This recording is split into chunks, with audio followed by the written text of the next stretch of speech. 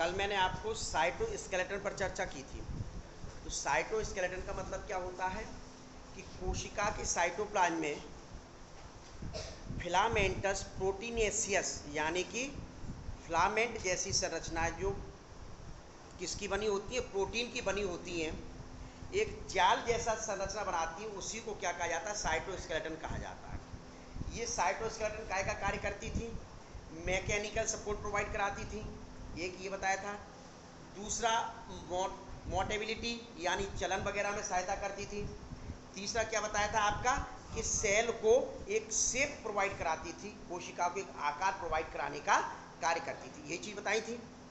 अब इसके बाद जो आता है फिर इसके बारे में बताया था, ये काय का बना होता है, माइक्रोट्यूब्यूल, इंटरमीडिएट ट्यूब्यूल और माइक्रोफिलामेंट्स ही बताए थे। इसके अंतर्गत 3 संरचना मैंने आपको अध्ययन कराई थी।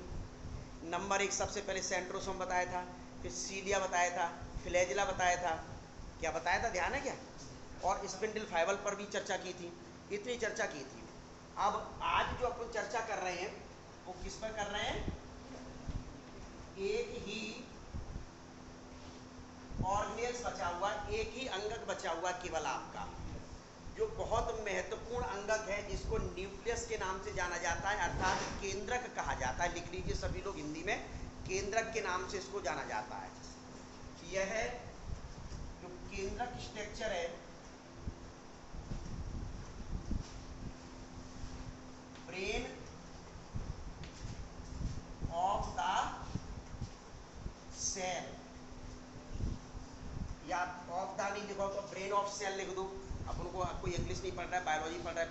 Brain of cell, brain of cell का मतलब क्या हुआ कि जैसे अपने शरीर का पूरा कार्य जो करता है वो मस्तिष्क के द्वारा होता है, सभी को पता है। तो ऐसे ही कोशिका जो है, कोशिका को नियंत्रण करने का कार्य करता है। विभिन्न कार्य कोशिका के अंदर जो होते हैं उनको नियंत्रण करने का कार्य किया जाता है, वह किसके द्वारा होता है, न्यूक्लियस के द्वारा ही होता है। इस वजह से इसको ब्रेन ऑफ सेल कहा जाता है।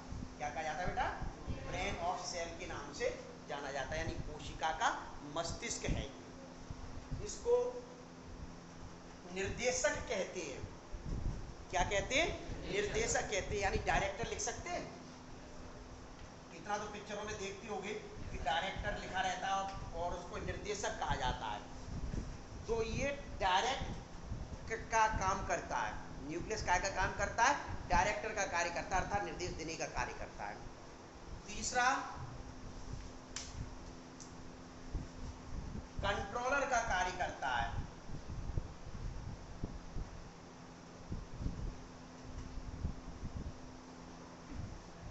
कंट्रोलर का कार्य करता है, यानी कि अपने शरीर में नियंत्रण की क्रियाओं का संचालन इसी के द्वारा होता है। मतलब अपने शरीर से मतलब है अपने शरीर में मस्तिष्क, लेकिन कोशिका में जो करता है वो कौन करता है, न्यूक्लियस ही कार्य करता है। तो ये कार्य आपको ध्यान में रखना है कि न्यूक्लियस के द्वारा क्या क्या कार्य किए जाते हैं। सबसे पहली बात तो ये है। अब आता है कि न्यूक्लियस की सबसे पहले खोज, कोई बता पाएगा कि न्यूक्लियस की खोज किसने की थी, Robert, very good, Robert brown नामक वैज्ञानिक ने, मुख्य रूप से इनकी खोज की थी। किसमें खोज की थी, नहीं वो तो ये तो खोज सन की बता रहे हो, किसमें की थी, ये तो 1831 जो बता रहे हो ये बेटा सन हो गया। ऑर्किड, देखो अकौआ नहीं होता, वो ओक होता है। क्या, ऑर्किड,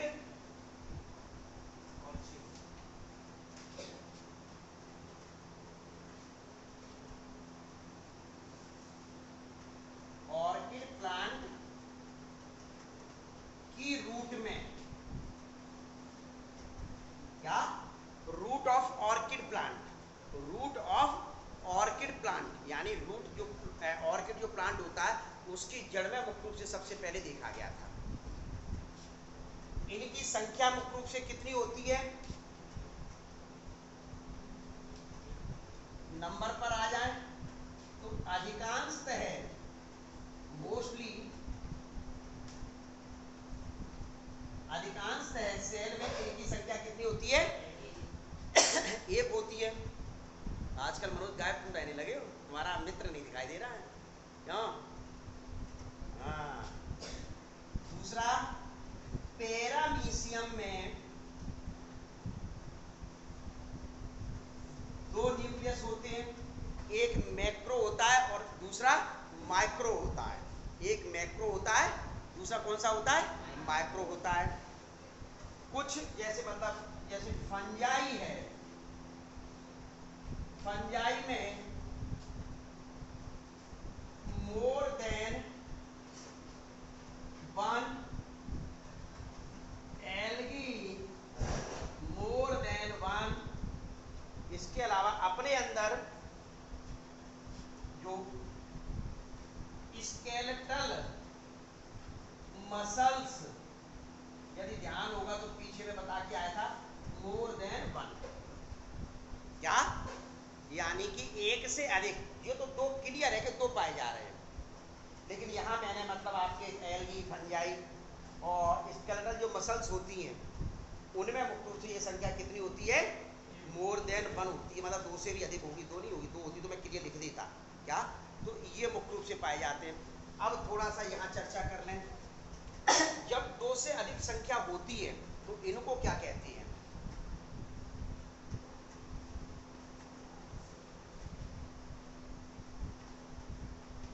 सिंसाइटियम। जनरली एनिमल में सिंसाइटियम कहा जाता है जब कैसी संख्या दो से मतलब मोर देन वन हो, केंद्रक की संख्या जब अधिक होती है तब उसको क्या कहा जाता है? सिंसाइटियम कहा जाता है। लिख लीजिए, कहीं गहरी अंडरलाइन कर लेना, जितने कलर हो सकते कर लेना, बहुत महत्वपूर्ण क्वेश्चन है।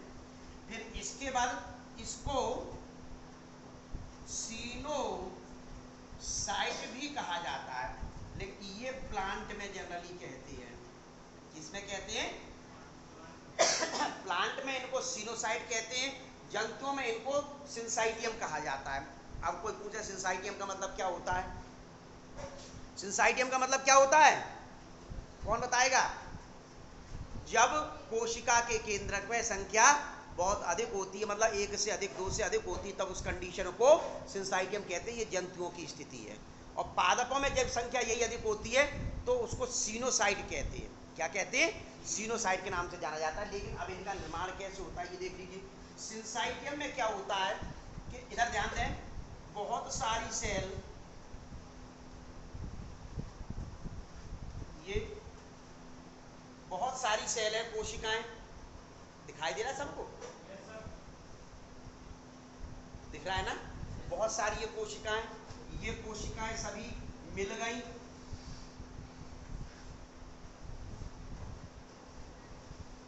तो पहले एक केंद्रक पाया जा रहा है, लेकिन बहुत सारी मिल गई तो 1 2 3 4 मतलब 5 बन गए, 5 कोशिकाएं होंगी, तो ये केंद्रक अधिक हो गए। तो क्या हुआ? यानी कि कई कोशिकाएं मिलकर जब एक बहुकेंद्र की कोशिका का निर्माण करते हैं तो उस स्थिति को सिंसाइटियम कहा जाता है। उस स्थिति को क्या कहते हैं? पहली बार सिंसाइटियम का मतलब क्लियर हो गया। ये सीनोसाइट में क्या होता है कि एक कोशिका होती है, इस कोशिका में एक केंद्रक होता है, यह विभाजित हो जाए और विभाजन के फलस्वरूप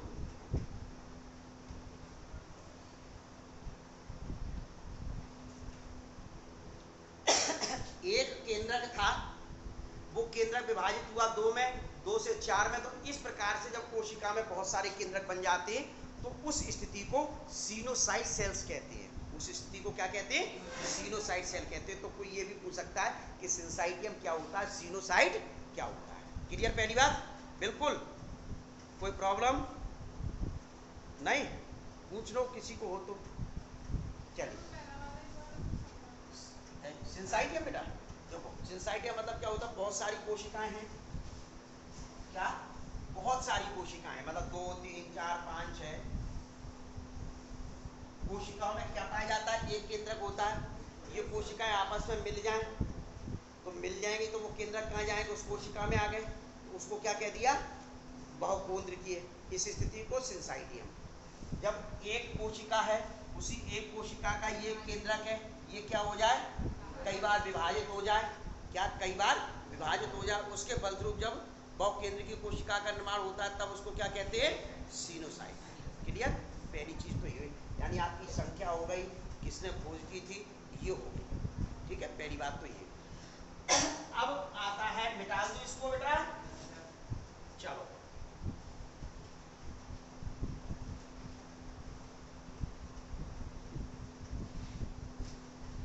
अब जरा देख लेते हैं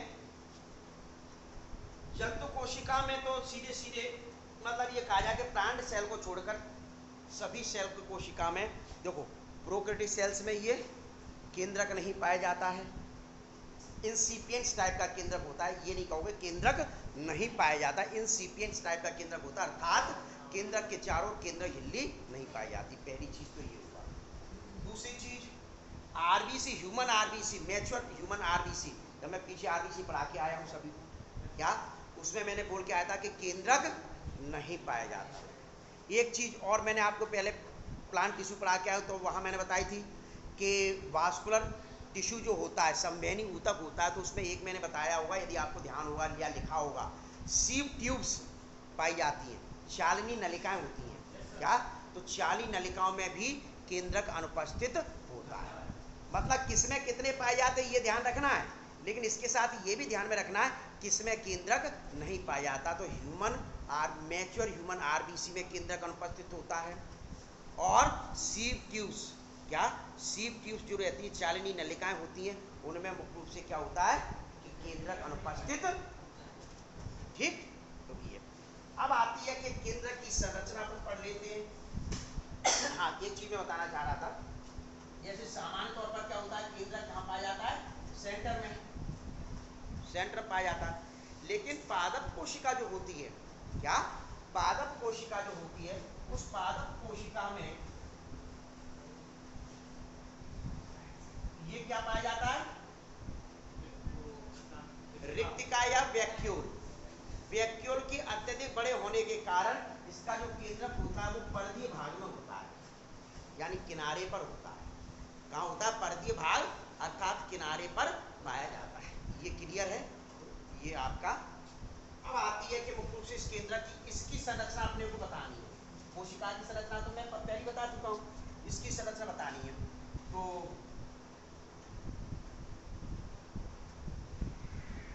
अभी आप बनाना मत, नहीं बनाने लगो पहले।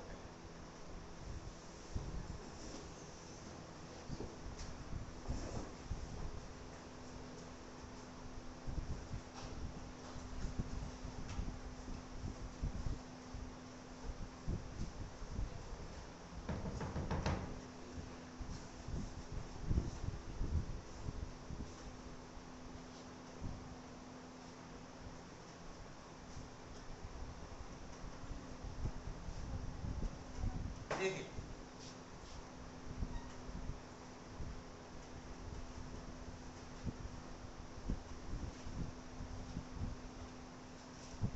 पहले ही मैंने आपको बताया जो 4 अंगक थे वो एक स्तर वाले थे। वो कौन से थे, एंडो मेम्ब्रेनस जो स्तर थे, वो 4 स्तर। फिर माइटोकॉन्ड्रिया पढ़ाया, क्लोरोप्लास्ट पढ़ाया आपको, वह 2 स्तर वाले थे बताया था। फिर आपको राइबोसोम पढ़ाया, सेंट्रियोल पढ़ाया, उसमें क्या कहा कि स्तर बताया था। लेकिन ये न्यूक्लियस अंत में आ रहा है तो इसमें 2 स्तर होते हैं। पहले तो ये आपको ध्यान में रखना है, चारों ओर कितने स्तर दिखाई दे रहे हैं, 2 स्तर होते हैं।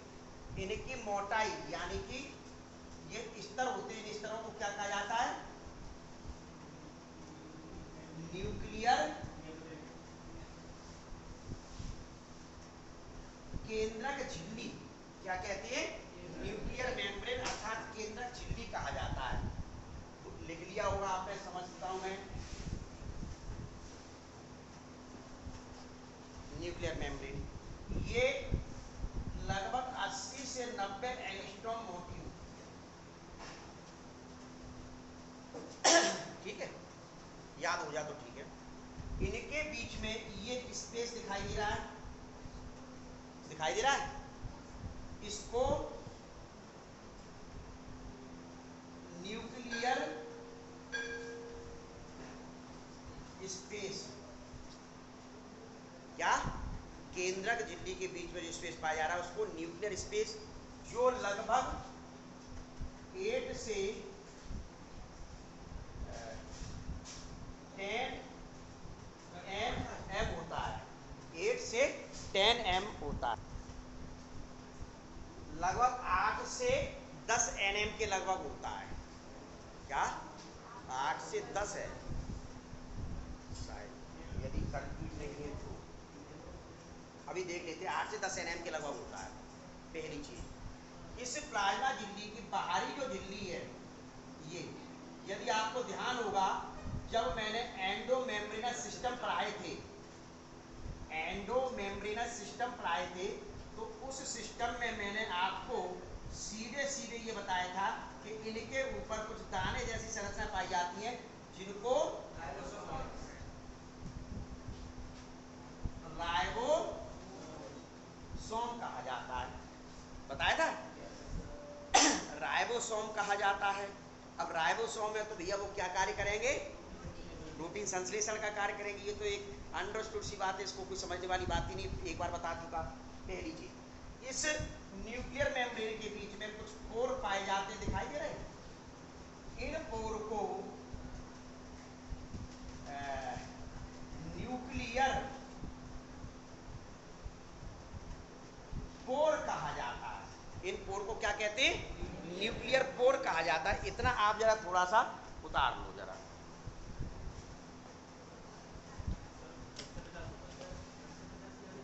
कोई मैं कोई गड़बड़ कहीं से हो रहा है।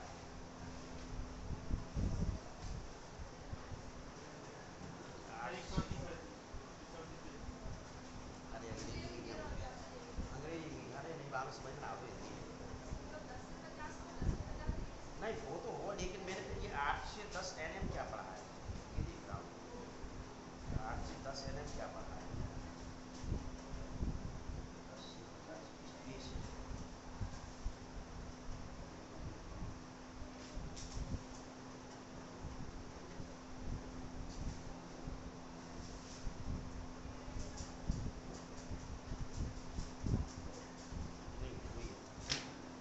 देखिए, ये न्यूक्लियर मेम्ब्रेन के बीच में जो स्पेस होता है वो कितना होता है? 10 से 50 नैनोमीटर। ठीक है, ये थोड़ा संशोधन कर लेना बेटा। तो ये चीज ध्यान में रखनी है आपको। अब ये जो न्यूक्लियर पोर होते हैं, ये जो न्यूक्लियर पोर होते हैं, इनसे मुख्य रूप से, इधर ध्यान दो, इनसे आरएनए और प्रोटीन अंदर बाहर आएंगे जाएंगे।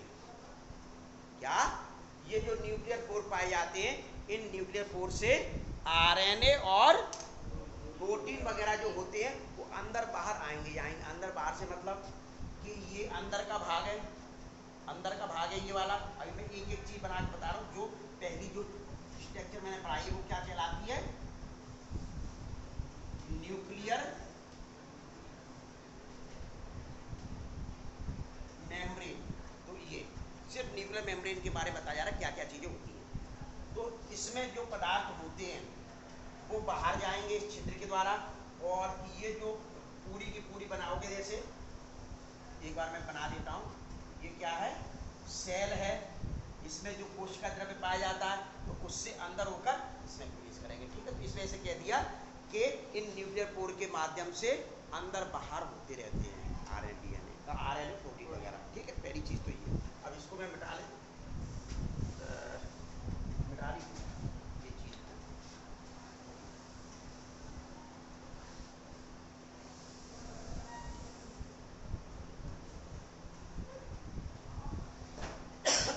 ठीक है बेटा, ये चीज, ये पहला नंबर क्या हुआ आपका?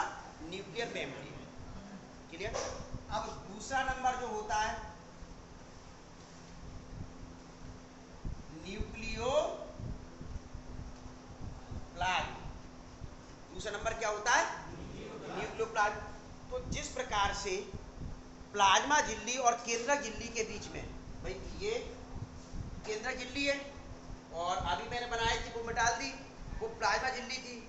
उसके बीच में एक द्रव भरा रहता है, सभी को पता है, पीछे मैं करा चुका हूँ। तो उस द्रव को क्या कहते थे? कोशिका द्रव या साइटोप्लाज्म। क्या? तो ऐसा एक द्रव इसके अंदर भी भरा रहता है, लेकिन कोशिका द्रव्य की अपेक्षा गाढ़ा होता है। साइटोप्लाज्म की अपेक्षा कैसा होता है बेटा? गाढ़ा होता है। उसी द्रव को क्या कहा जाता है? न्यूक्लियोप्लाज्म के नाम से जाना जाता है। उसी द्रव को क्या कहा जाता है? न्यूक्लियोप्लाज्म के नाम से जाना जाता है। पहली चीज आपको ये ध्यान में रखना है, ठीक है। फिर तीसरा जो पॉइंट आता है, न्यूक्लियोलस, हिंदी में लिख लीजिए बोलो। न्यूक्लियर मेम्ब्रेन को तो केंद्रक झिल्ली बता ही चुका, न्यूक्लियोप्लाज्म को केंद्रक द्रव्य लिख लीजिए, केंद्रक द्रव्य। और न्यूक्लियोलस को लिख लीजिए केंद्रिका। केंद्रक ये है, बड़े आ की मात्रा लास्ट में चढ़ जाएगी तो वो न्यूक्लियोलस हो जाएगा, केंद्रिका, ये ध्यान रखना, केंद्रिका लिख दो।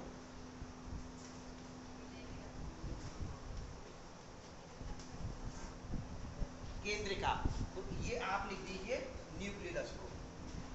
बिना झिल्ली के, बिना आवरण के इस न्यूक्लियोलस में धसी हुई एक संरचना पाई जाती है, ये बिना झिल्ली के, बिना आवरण के एक धसी हुई संरचना पाई जाती है जिसको न्यूक्लियोलस कहा जाता है। इसकी खोज फॉन्टेना ने की। फॉन्टेन पेन आता है, सुना होगा, यदि ये नहीं सुना हो शायद, बहुत महंगा पेन हो गया। फॉन्टेना पेन है तो उसके नाम से ध्यान रखें। न्यूक्लियोलस की खोज किसने की थी? फॉन्टेना ने। और नाम किसने दिया था? बोमेन। नाम किसने दिया था? बोमेन नामक वैज्ञानिक ने न्यूक्लियोलस नाम दिया था, न्यूक्लियोलस नाम दिया था, ये आपको ध्यान में रखना है। इसके भी कई भाग होते हैं, लेकिन क्योंकि आपकी किताब में दिए नहीं है तो उस वजह से एमॉर्फस भाग होता है, एमॉर्फा, क्या एमॉर्फा भाग होता है। ग्रेन्युलर पार्ट होता है, कौन सा? फाइब्रिलर पार्ट होता है, और क्रोमेटिन पार्ट होता है। तो देखो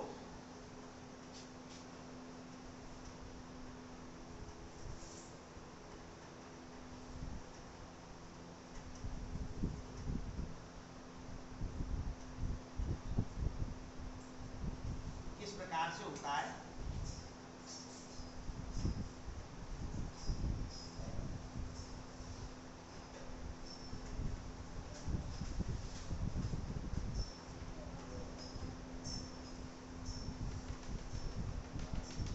इस प्रकार से होता है, क्या इस प्रकार से होता है न्यूक्लियोलस। विशेष तौर पर इसमें आरएनए और राइबोसोम पाए जाते हैं। देखिए एमॉर्फा पार्ट जो मैं बोल रहा हूँ, पार्स एमॉर्फा नाम दिया जाता है उसको। भले ही उतारना आपको उसमें नहीं है, लेकिन नॉलेज के लिए मैं बता देता हूँ, और जो उतारना चाहें तो वो भले ही उतार लें। पार्स एमॉर्फा वो सैंडल का भाग होता है जो प्रोटीन से बना हुआ रहता है। नंबर 1 भाग ये कहलाता है। नंबर 2 जो भाग होता है वह है ग्रेन्युलर कणिकामय। कणिकामय भाग होता है, काय का? कणिकामय, जो राइबो न्यूक्लियोप्रोटीन वगैरह का बना होता है, परिधि पर स्थित है। परिधि है तो ये कण जैसे है तो कणिकामय कह दिया, या कण जैसे कणिकामय कह दिया। तीसरा फाइब्रिलर पार्ट, कौन सा पार्ट? फाइब्रिलर। ये क्या स्थित है? फाइब्रिलर यानी फाइबर तंतु स्थित है, उसको कौन सा भाग कह दिया? फाइब्रिलर कह दिया। चौथा जो भाग आता है, कौन सा भाग आता है? चौथा जो भाग आता है वह है आपके न्यूक्लियर क्रोमेटिन पार्ट आते हैं। इसके अंदर 2 पार्ट होते हैं। कौन कौन से भाग होते हैं? Number 1 perinuclear chromatin, perinuclear chromatin भाग होता है। दूसरा अंत है क्रोमेटिन, मतलब एंडो न्यूक्लियर क्रोमेटिन पार्ट होता है। तो ये वाला जो भाग दिखाई, इधर ध्यान दें, ये वाला जो भाग है ये कौन सा भाग है? पेरी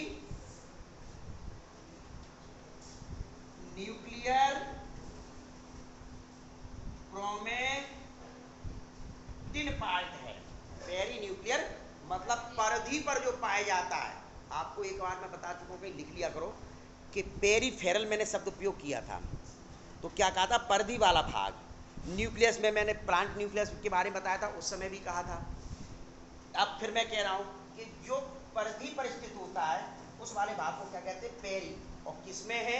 न्यूक्लियोलस का, तो वो क्या क्या? न्यूक्लियर और क्या है, धागे जैसी संरचना है, तो वो क्रोमेटिन है। इसकी क्रोमेटिन नहीं है, न्यूक्लियस की क्रोमेटिन नहीं, मैं इन्हीं की बात कर रहा हूँ, तो वो क्रोमेटिन है। फिर अंतः क्रोमेटिन जो आते हैं,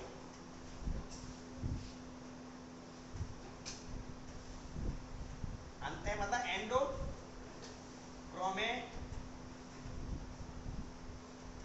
न्यूक्लियोलस में इस पेरी न्यूक्लियर क्रोमेटिन से अंदर की ओर, देख रहे हो, ये है पेरी न्यूक्लियर क्रोमेटिन। मेरे चेहरों को ना देखे, बहुत से बच्चे मेरे चेहरे को देख रहे हैं। यदि चेहरा ज्यादा पसंद है तो फोटो दे दो, इतना पसंद नहीं है, मेरे को मेरे चेहरा पसंद नहीं है, तुम लोग बेटा मेरा चेहरा, मैं कह रहा हूँ बोर्ड पर देखो, फिर देखो भूल जाओगे, मैं अंगुली यहाँ रख रहा हूँ, चेहरा मेरे निगाहों पर बन रहा है आप लोगों का। देखो पेरी न्यूक्लियर क्रोमेटिन ये है, इससे अंदर की साइड में ये देखो मैंने निकाले, ये अंतः क्रोमेटिन कहलाते हैं।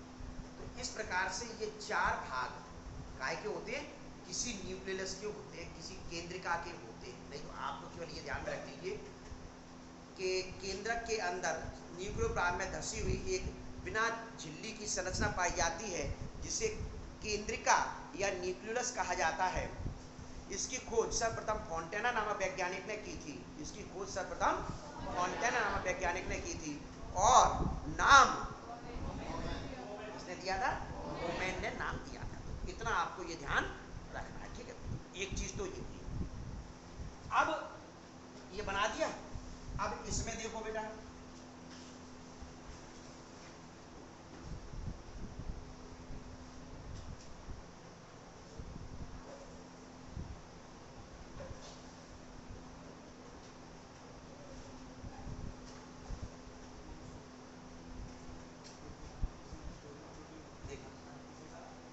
कुछ धागे जैसी संरचना डली रहती है।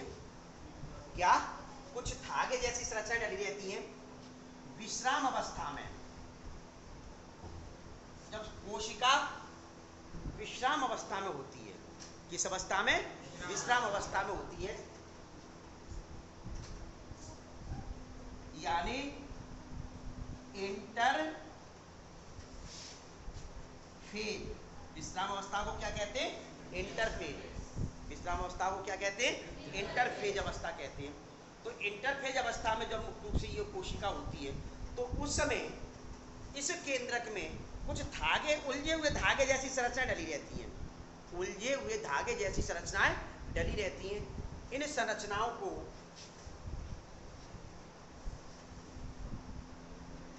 क्रोमेटिन कहते हैं।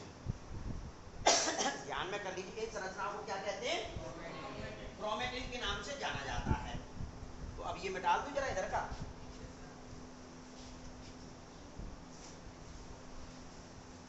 क्या कहा जाता है बेटा? क्रोमेटिन कहते हैं। कब कब दिखाई देंगी ये? कब दिखाई देंगी? जब विश्राम अवस्था में कोशिका होगी, अर्थात इंटरफेज अवस्था में कोशिका विभाजित नहीं हो रही हो। कोशिका विभाजित नहीं हो रही हो, उस अवस्था की मैं बात कर रहा हूं, अर्थात विश्राम अवस्था में ये स्थिति दिखाई देगी। जब कोशिका विभाजित होने लगती है, तो उस दौरान ये धागे जैसी संरचनाएं एक जाति के हिसाब से निश्चित संख्या में गुणसूत्र बनाने का कार्य करती है। क्या कहा मैंने? ये धागे जैसी संरचनाएं जाति के हिसाब से किसी केंद्रक में एक निश्चित गुणसूत्रों की संख्या बनाने का कार्य करती है, अर्थात निश्चित गुणसूत्र बनते हैं विभाजन के दौरान। विशेष तौर पर ध्यान रखो, कोशिका विभाजन के समय, कोशिका विभाजन के दौरान। तो भैया जैसे मानव है, तो मानव में कितनी संख्या दिखाई देगी इन गुणसूत्रों की? विश्राम अवस्था में तो ये दिखाई दिए। जैसे विभाजन शुरुआत होगा तो पहली अवस्था आएगी, इसके बाद ही मैं चैप्टर लूंगा वो वाला। तो पहली अवस्था जो आएगी, तो वो अवस्था क्या कहलाएगी? प्रोफेज। दूसरी अवस्था आएगी मेटाफेज, तीसरी अवस्था आएगी एनाफेज, चौथी अवस्था आएगी टीलोफेज। तो प्रोफेज अवस्था में ये जो होते हैं, ये संघनित होना शुरुआत हो जाते, मोटे मोटे धागे बना लेते हैं और एक जाति के हिसाब से निश्चित संख्या में व्यवस्था पाए जाते हैं। यानी मानव में ये जो क्रोमेटिन धागे हैं, विभाजन के दौरान मिलकर संख्या जो बनाएंगे वो कितनी बनाएंगे? 46। कितनी बनाएंगे? 46। क्योंकि मानव कोशिका में कितने गुणसूत्र होते हैं? 46 46 होते हैं, या 23 जोड़ी या 23 जोड़ी या 46 मुख्य रूप से बनाते हैं। ठीक है, तो ये मुख्य रूप से इन गुणसूत्र पर, ये जो गुणसूत्र मतलब क्या कहा 46 गुणसूत्र हैं, तो गुणसूत्र काय के बने होते हैं? क्रोमोसोम को गुणसूत्र कहते हैं। ये काय के? डीएनए प्लस और हिस्टोन। ठीक है, ये चीज आपको ध्यान में रखना बेटा, डीएनए प्लस हिस्टोन प्रोटीन मिलकर क्या बना रहे हैं? गुणसूत्र बना रहे हैं। अर्थात ये जो धागे थे, तो इसमें तो आपके ये डले आरएनए वगैरह, ये न्यूक्लियोटाइड में उसमें भी डले होंगे, हिस्टोन प्रोटीन डली होगी, क्या हिस्टोन प्रोटीन वगैरह डली होगी। अब आते हैं कि ये जो क्रोमेटिन है, अपने 46 बन गए, कोई विभाजन तो बताना नहीं है कैसे बने क्या हुआ। अब ये क्रोमेटिन जो होते हैं, ये धागे दो प्रकार के होते हैं, दो तरह से दिखाई देते हैं। नंबर 1 हेटेरोक्रोमेटिन और नंबर 2 यूक्रोमेटिन।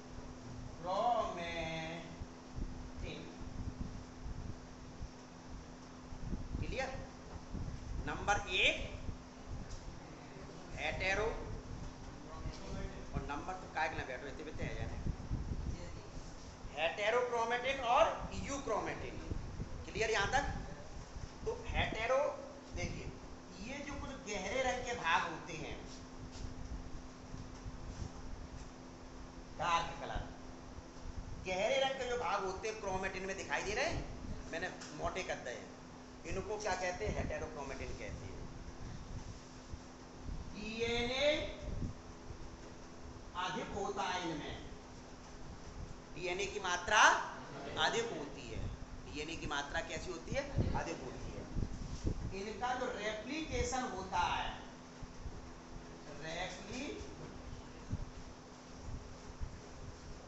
रेप्लिकेशन जो हो रहा है वो एस अवस्था, एस फेज के अंत में,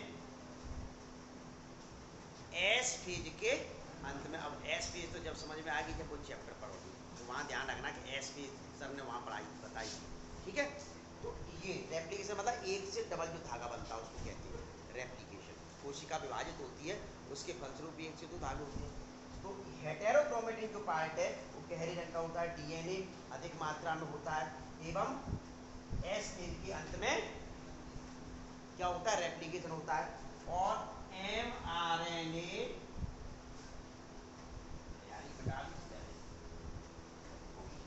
पूरा लिखना पड़ेगा,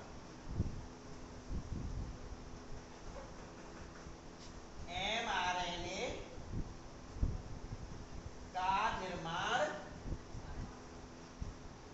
नहीं करते, एमआरएनए का निर्माण नहीं करते। ये वाले जो भाग होते हैं वो क्या का निर्माण नहीं करते बेटा? एमआरएनए का निर्माण इनके द्वारा नहीं किया जाता। इतना आपको काम पढ़ना है हेटेरोक्रोमेटिन। अब इसका जस्ट उल्टा कर दो, दूसरा कौन सा भाग बताया था मैंने?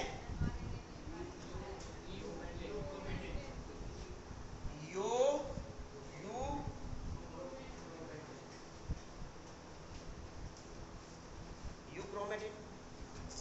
इसका उल्टा करो, ये गहरे रंग के तो दिखाई दे रहे, डीएनए अधिक, डीएनए इनकी तुलना में कम, रेप्लिकेशन एस फेज के अंत में, तो रेप्लिकेशन एस फेज के शुरुआत में। कितने इंटेलिजेंट है प्यारे प्यारे बच्चे, देखो तो कितने इंटेलिजेंट हैं। और एमआरएनए का निर्माण नहीं, यहाँ बच्चे जो कह रहे हैं मोड़ा, अरे सर तो ये बेवकूफ बना रहे हैं कि अच्छे अच्छे बच्चा थोड़ी, हम तो वैसे ही सर कहते हैं पढ़ने वाले बच्चे अच्छे हैं, ना पढ़ने वालों के लिए नहीं कह रहा हूँ बेटा। तो ये आपको क्या पढ़ना है? हेटेरोक्रोमेटिन और यूक्रोमेटिन, अर्थात केंद्रक के अंदर जो धागे जैसी संरचनाएं पाई जाती है इंटरफेज अवस्था में, वो ये क्रोमेटिन कहलाती है। क्रोमेटिन दो भागों में बांटे, हेटेरोक्रोमेटिन गहरे रंग के भाग होते हैं, एस फेज के अंत में इनका डिवीजन होता है यानी रेप्लिकेशन होता है, दो बनते हैं, डबल होते हैं, और आपके डीएनए अधिक मात्रा में होता है रेप्लिकेशन एस फेज में। ऐसे यूक्रोमेटिन वाले भाग होते हैं। क्या होते हैं? ये आपको हल्के रंग के भाग जो दिखाई दे रहे हैं, ये क्या कहलाते हैं? यूक्रोमेटिन कहलाते हैं। डीएनए हेटेरोक्रोमेटिन की अपेक्षा इसमें कम होता है। एमआरएनए का निर्माण यहाँ होता है और एस फेज के प्रारंभ में रेप्लिकेशन की प्रोसेस होती है। कितना आपको काय में तैयार करना है? केंद्रक में पहला भाग न्यूक्लियर मेम्ब्रेन, दूसरा भाग न्यूक्लियोटाइड, तीसरा भाग न्यूक्लियस और चौथा भाग क्रोमेटिन। अब यदि किसी को कोई प्रॉब्लम है तो पूछ सकता है। बोलो बेटा।